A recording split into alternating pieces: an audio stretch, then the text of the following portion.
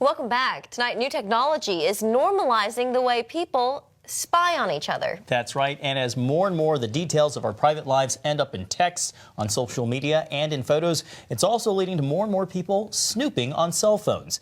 In a new survey by Whistle Out, a company that studies cell phones, half of the 1,600 Americans participating admitted to snooping on a partner's phone. And that included checking texts, social media, and photos. And in a smaller study by the Washington Post, owners of surveillance cameras like Ring and Nest said they monitored neighbors, housekeepers, and babysitters without telling them. Very interesting. Well, joining us now from California, Sherry Riggs, social media manager at Whistle Out. Sherry, thanks so much for your time today. Yeah, of course. Thanks for having me. I'm excited to talk about this study with you.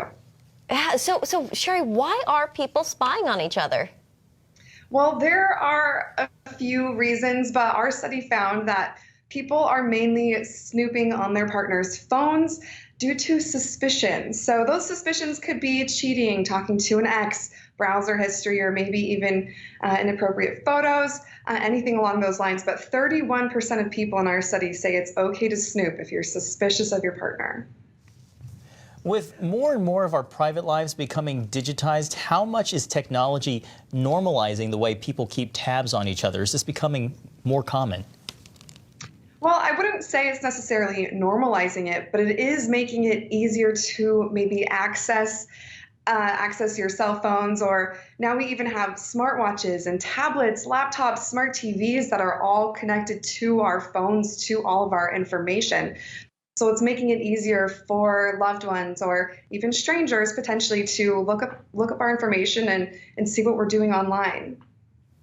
Sherry, you said that 31% of people think it's okay to snoop around. For those people who do think it's okay, are they the ones who are doing the snooping, or are they the ones who are getting snooped on?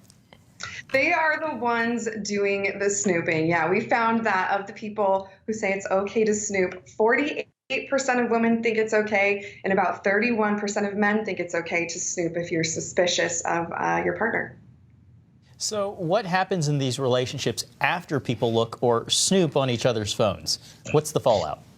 Yeah, so there's a few different things that can happen with this fallout. We actually found that 60% of people who snoop, nothing really happens to the relationship, but there is about 40% that end in breakups or arguments over snooping. Are those marriages or just dating relationships? What kind of relationships are those breakups? Yeah, so these breakups can be anything from marriages to short-term relationships. We asked people, anybody who has been in a relationship, and we didn't really specify marriage or dating for this question. So, Sherry, your study, it dealt with phone snooping, but what about those who spy on their neighbors or people around them with, cameras that are installed at their homes and different things like that? Right. Well, technology is kind of a double-edged sword. It can be great for us. It keeps us and our families safe and our property safe, but it can be used to potentially spy on other people or put back on ourselves. They can be hacked and stuff like that. So it's hard to say with technology which way it goes. It can be used for good or bad. Sherry, we only have a few seconds left. What was the general takeaway of this study for you all?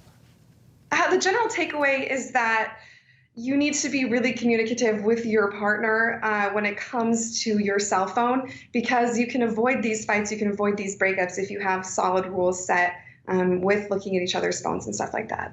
Yeah. Really good advice. Sherry Riggs with Whistle Out. Sherry, thanks for being with us today. Thank you so much.